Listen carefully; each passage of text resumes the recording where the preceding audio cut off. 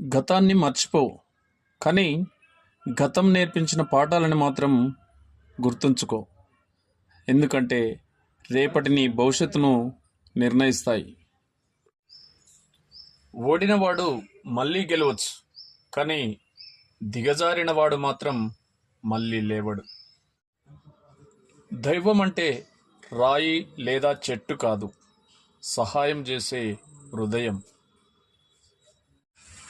వాదించుకుంటే ఒక్కరే గెలుస్తారు, అదే చర్చించుకుంటే ఇద్దరు గెలుస్తారు. ఎందుకంటే వారిద్దరి మధ్య ఉన్న బంధం గెలుస్తుంది కాబట్టి.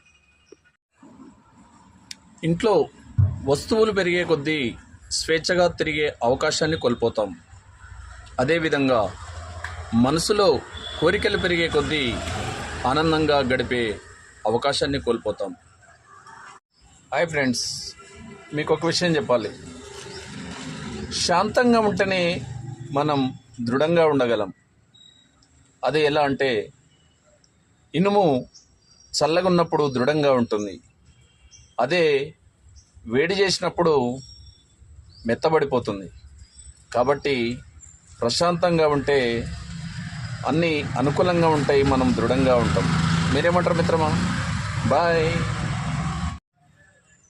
హాయ్ ఫ్రెండ్స్, మనం బయటి వారిని ఈజీగా నమ్మేస్తాం, కానీ మనల్ని మనం నమ్మడమే కష్టం.